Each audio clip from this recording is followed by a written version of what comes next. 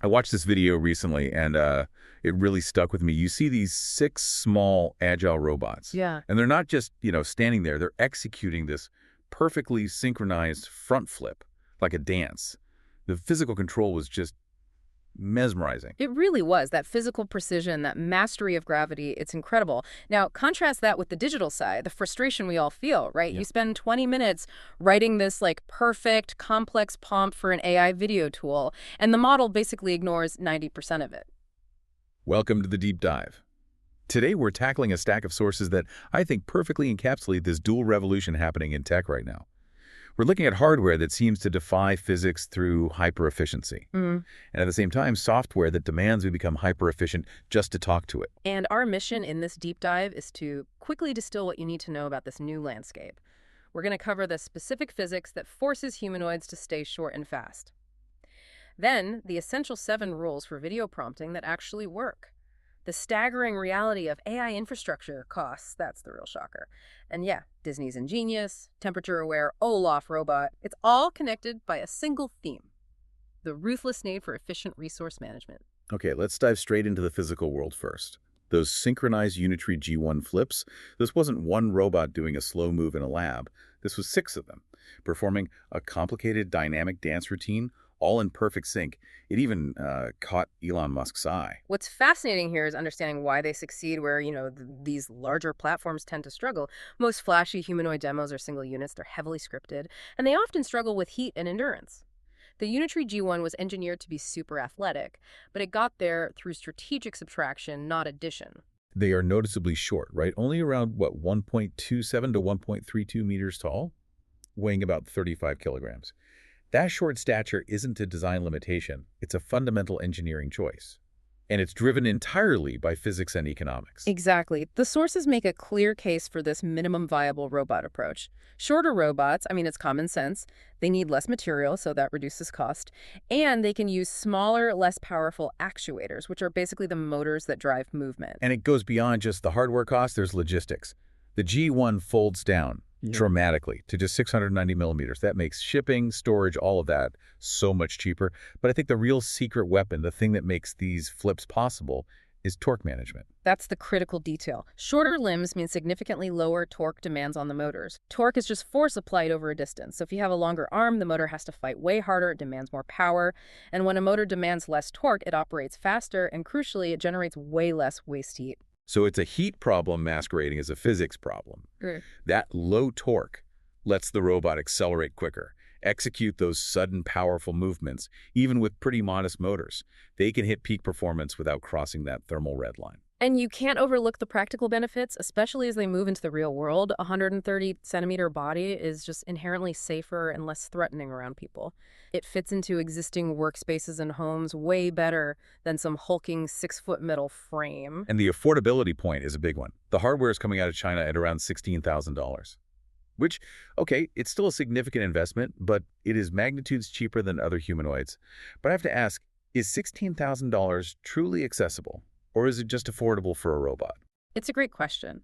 The sources suggest it pushes these robot platforms closer to the price point of, say, specialized industrial equipment, which means they could become pretty common in technical classrooms or research labs very soon. It democratizes the platform, even if it's not a household item tomorrow. The focus on efficiency, driven by physics, directly translates into a cost that just opens the door for so many more developers.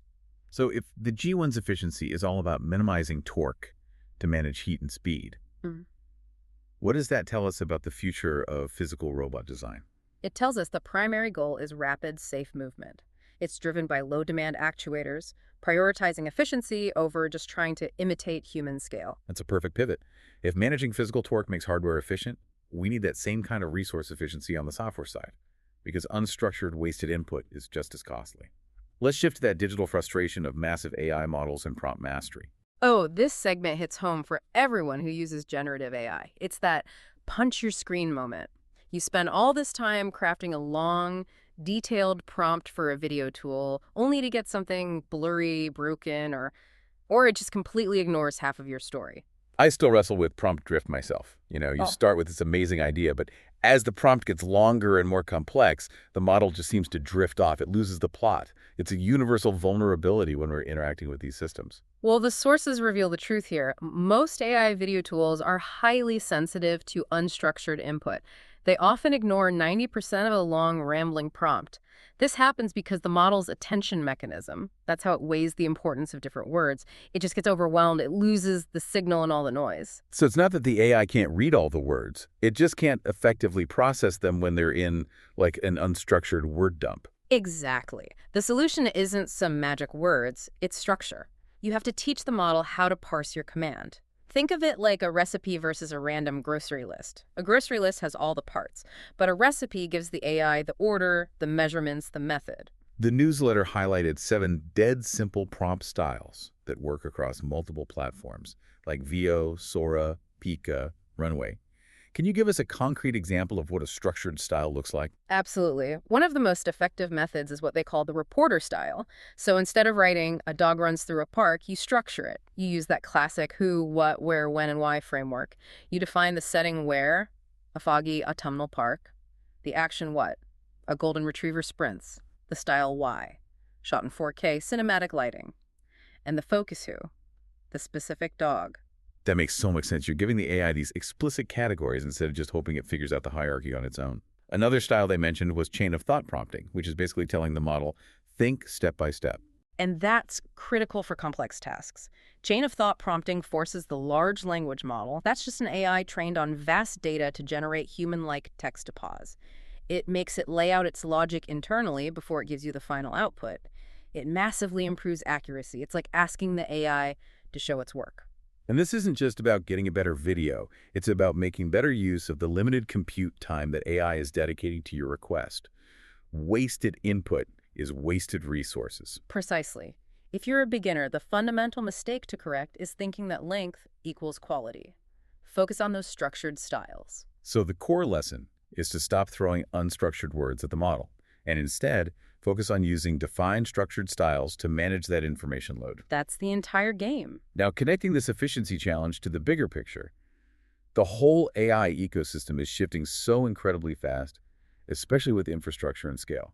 And this brings us to the staggering financial reality of the compute crisis. Yeah, the sources documented a dizzying amount of activity from the major players. I mean, Google had a massive 2025 recap, 60 announcements, including updates to their foundational models like Gemini 3, new niche tools like Nano Banana, and their research assistant, Notebook LM. It's just relentless. And Karpathy, who's a major voice in the field, he laid out 6 paradigm shifts just in his LLM year in review.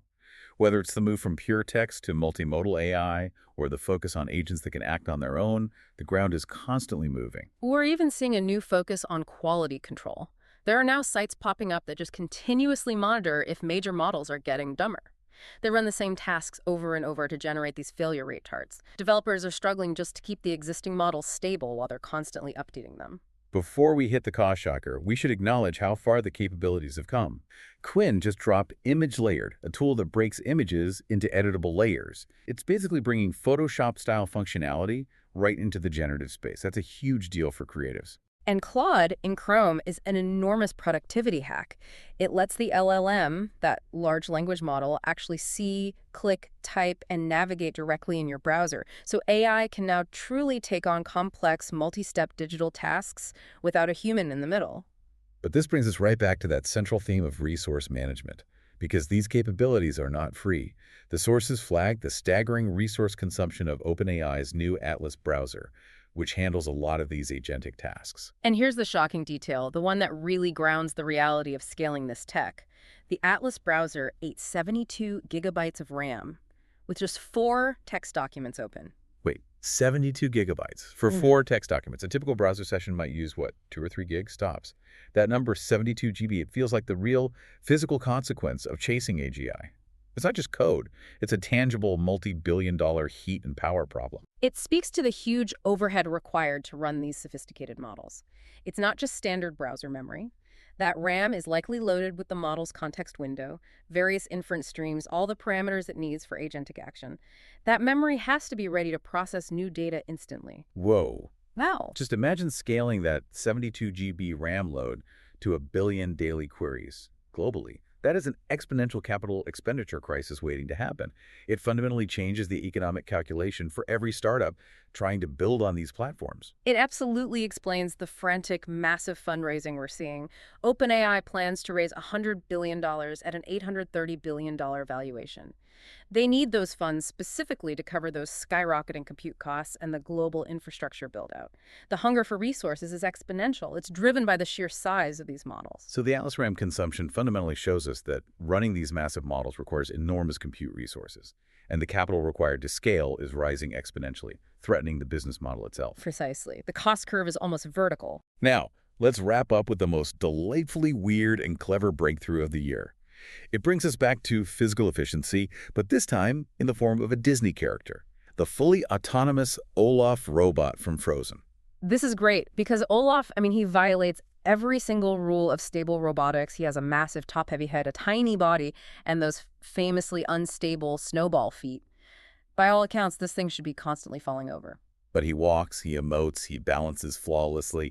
How did Disney manage to, cheat physics on such an inherently unstable design? The real breakthrough, just like the Unitree G1, is efficiency and resource management. But applied to heat, Disney trained an AI to take real-time temperature input from the robot's motors, especially the ones in the neck and joints. This lets the AI adjust behavior on the fly. So if Olaf is doing too many enthusiastic head wobbles and the neck actuator starts heating up toward the danger zone, the AI eases off the torque. It slightly repositions the head in a less strenuous posture, and it avoids crossing that 80 degrees Celsius threshold where the motor might fail. The robot is using its brain for internal thermal self-management. It's basically saying, I'm too hot, let me chill for a sec, but still look cute for the kids. That's incredible. It's such an intelligent solution to an impossible mechanical design. But the clever engineering goes even deeper than the AI, right? They had to work hard to hide the mechanics. Oh, they did. To prevent the limbs from colliding inside the foam costume, they had to use asymmetric hidden legs with inverted joint setups. The left leg works differently than the right. It's a brilliant hidden solution. And the illusion of those floating feet is maintained by these soft foam skirts that hide the real complex walking legs underneath. It perfectly maintains the look while the robot is doing serious work. And they focus so heavily on the user experience. Footstep optimization reduced the walking noise by 13.5 decibels, making Olaf almost silent when he shuffles around. And for safety in a theme park, Olaf's arms, nose, and hair all have magnetic snap-offs. They just detach safely if a child pulls too hard. It's just a beautifully holistic piece of design. So Disney had to use this complex thermal monitoring and AI adjustment instead of just better mechanical cooling. What was the driving factor there? The unstable, top-heavy design requires the AI to constantly manage heat by adjusting physical strain. It had to be a totally integrated system. This deep dive has shown us the dual revolution of 2025. On the hardware side, humanoids like the G1 are getting small, efficient, accessible. It's all driven by physics and the relentless economics of low torque. They succeed through resource optimization. And on the software and infrastructure side, AI models are getting vast and incredibly resource-intensive. They're demanding exponentially rising capital and, crucially, requiring highly structured human input through these precise prompting styles. So what does this all mean for the big picture? Whether we're talking about a 1.3-meter robot intelligently managing its motor heat or a massive cloud server dealing with 72 gigs of RAM per session, efficient resource management, be it power, torque, data structure, or thermal load, is the central unifying challenge. It's the defining battle of this era. We saw how cost forces the Unitree G1 robot to optimize its size for efficiency. So here's the thing to think about. If these massive AI models keep growing at their current rate, where does the practical limit of a truly general-purpose model's scale actually lie, before the sheer compute cost completely breaks the business model? That is the fascinating high-stakes question we leave you to mull over. So consider how these shifts will impact your own workflow. Maybe it's adopting that reporter-style prompting today, or thinking about where application-specific hyper-efficient robotics could solve a niche problem in your industry tomorrow. That's the deep dive for today. Until next time.